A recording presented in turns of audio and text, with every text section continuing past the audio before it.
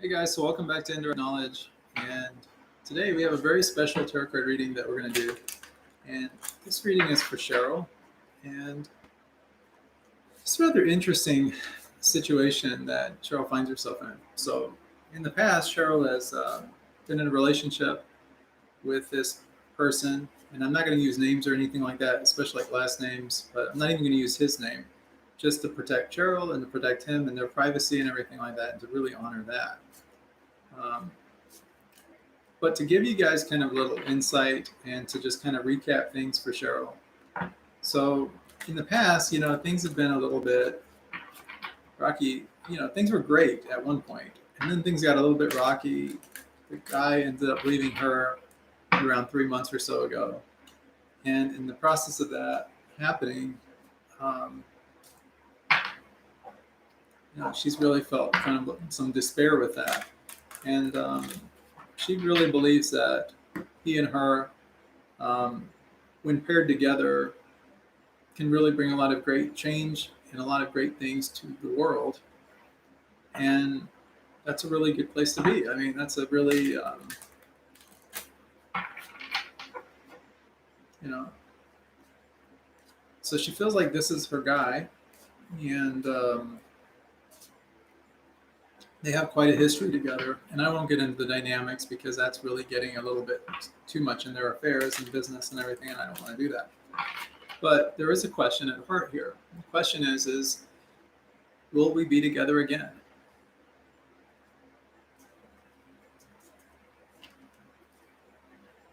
I guess he keeps going from ice cold and so on. It sometimes feels that there is love there. So it's this here constant back and forth and this, let's make some sense of it. Let's get to the bottom of things and let's just see really what it is. I'm just going to go ahead and cut these. So for this tarot card reading, we're going to just go with the full-on 7. Look at the past, the present, the future. Kind of look at what the answer to all of this is. And see what we're looking at in the present moment with everything. Kind of where our thought is, like, in other words, where the querent's thought is. In this case, it's Cheryl's, like where her mindset is, attitude about things, all that kind of thing. And then finally, what the outcome will be. Okay, so we begin with the Ten of Pentacles. In the past, it was money, finances, leaving a legacy. This were kind of the ideology, the thoughts, things that were floating through the mind. Things were good. Things were really good. In the present moment, though, we find ourselves kind of reflecting. We're looking at things and trying to see what else is out there, trying to figure this thing out. We have the wall in front of us, which is sort of like, it gives us a sense of safety, but it also keeps us from being able to go out and to see and to venture off. It's kind of that protective barrier there, but at the same time, a barrier still kind of prevents us from being able to, do the things that we would like to do. And in this case, it's really, when we see a 2, it's really about relationships. This is partnerships. That's what we're dealing with here, him and her and him. In the near future, and I'm calibrated to about 3 months out, but in particular, I'm picking up maybe about 1 month down the road, we're going to start to really see this energy start to come into play. And this is the King of Pentacles. King of Pentacles is one of authority.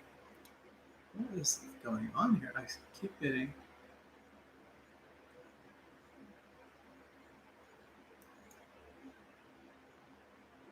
honest stirs. I'm not sure. Give me just a second, guys. I have someone in here, and I'm not really sure what their intentions are here, or their game is.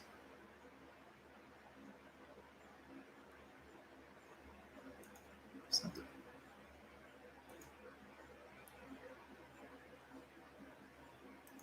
Let's see what the move is. Anyways, I apologize for that delay. Sometimes I get hecklers or people in the chat.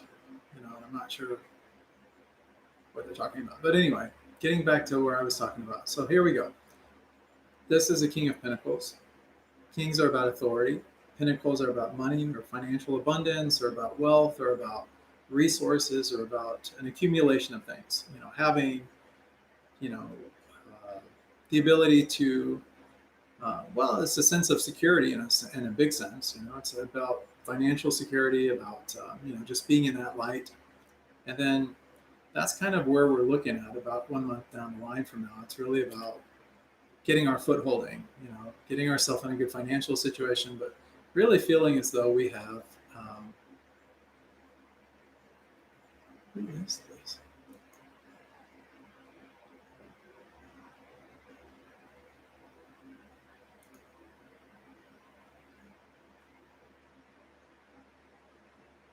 So anyway, keep getting heckled. I don't know what's going on.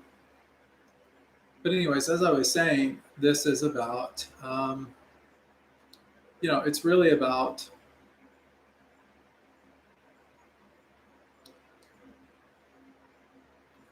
feeling a sense of security. This is of all the pinnacles.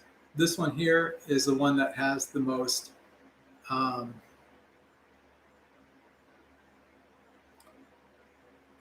actual security in terms of financial abundance and different things on that end. This king also has kind of a smug kind of look on his face because he knows he's in a good situation, and he kind of utilizes that to his advantage, and that's that. So the King of Pentacles is really about, we get to the authority of everything, where it all boils down to like who has the power, these kind of things, and that's where really you start to take the driver's seat back, into your life. And yeah. I'm not sure.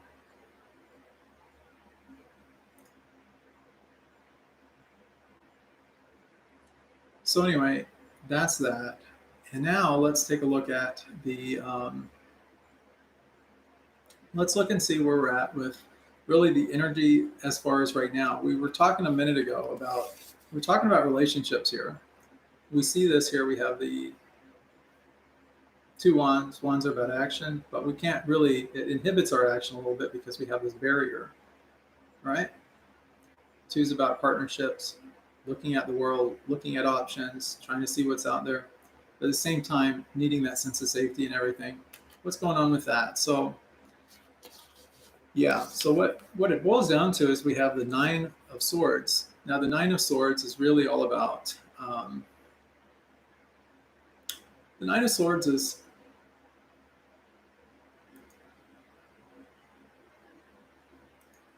man, I'm telling you, I'm getting really heckled tonight. I'm not sure.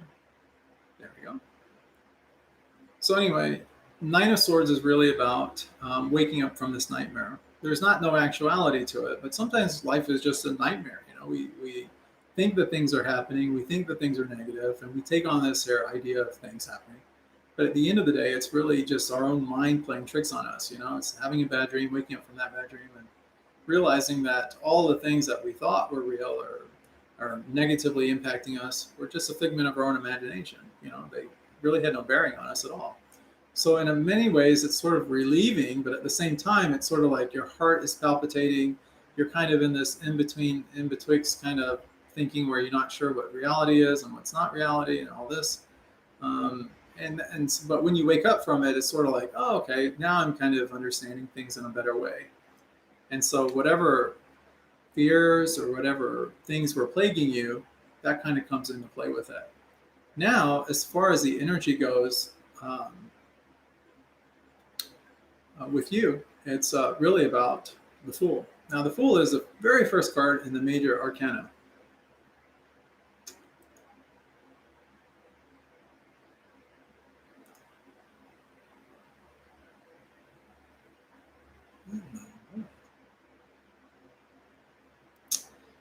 It's really the first card in the major arcana. So when we get to this, it's really about innocence, naivety, feeling a sense of naiveness.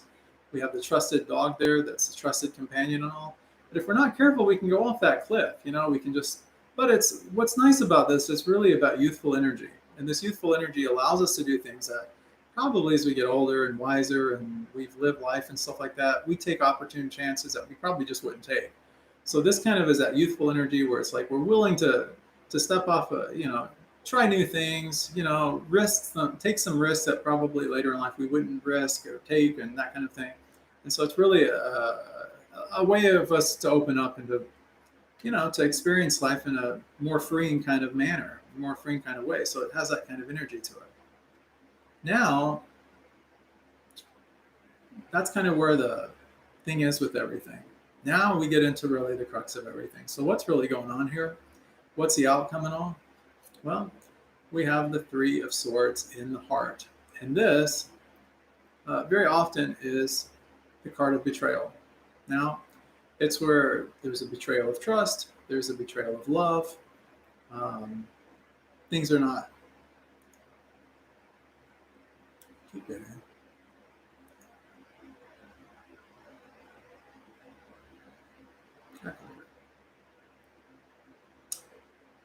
And that's it. When you start to see this card come about, you see the rain. I mean, it's not the happiest card in the world, I mean, obviously, but that's really what it's all about. Three is a crowd, right? Sometimes in a relationship, when you get that third leg in there, it can be very devastating, and it can hurt our feelings, our emotions can, and especially if we're feeling a sense of, like, if what's really going on in us is this sense of naivety, is like this, we think we know what's going on, but we're kind of clueless about it. Then our heart can get broken. We can feel a sense of misunderstanding, and a lot of things like that can happen. That's it. So what is really the key to avoiding this? Well, it's about change. Five's all about change in numerology. This is the Pentacles. Pentacles are coins. You see these two people, they're kind of out in the cold. But you got to stop and think of like what got them here in the first part.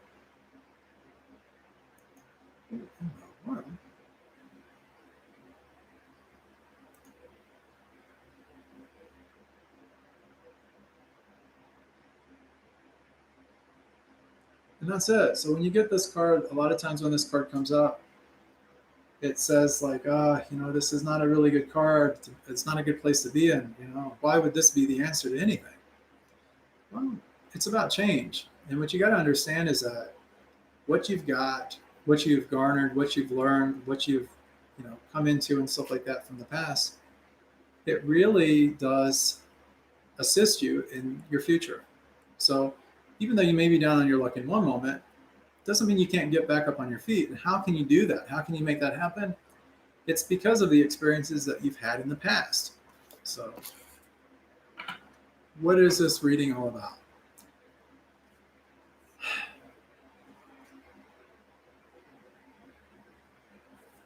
Right now it's about trying to get a hold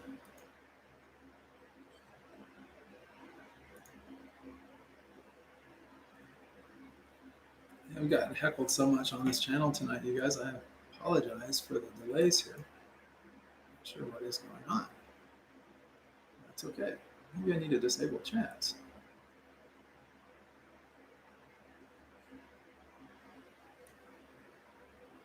Well, it's neither here nor there.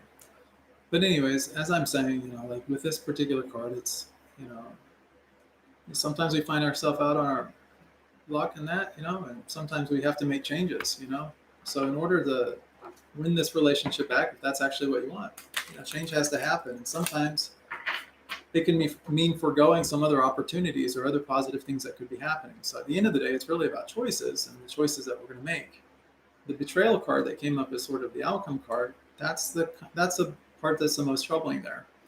What do I sense as far as all of this goes? Is that to win back this relationship, it may be taking some time for you. It may not be something that can just happen overnight. So that's where we find ourselves at right now with everything. So if you have any questions or anything like that, you'd like to follow up on this, or if you just like to speak with me one-on-one directly, I'll have all my information in the description below this video. As far as the future and everything goes, I mean, it looks pretty bright for you. It's just that this one particular aspect is something that, a little bit concerning. I mean, it's just something that just seems like, it could cause pain or some, some things.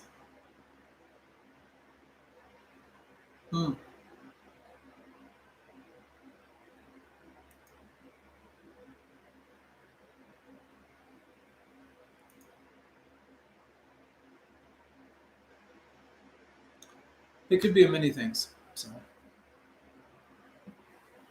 anyways, we'll kind of leave it there for tonight. I will probably give you another message one-on-one directly, and just kind of more clarify more what this the meaning is, and things that I pick up from this tarot card reading. And but overall, it's not a bad reading as far as like futuristically speaking and everything goes. But let me just share a little bit more personally with you, kind of more one-on-one. Guys, thanks so much for tuning in. If you guys need anything, please reach out to me. My information, everything is down in the description below this video. Um, you know, my number's there if you would like to reach me one-on-one. And if you'd like to donate, of course, help us out, you can go to helpbydonating.com. You can do that. It really does a lot of good. And so, yeah, much love and many blessings to you guys. I'll see you guys on the next episode of Indirect Knowledge.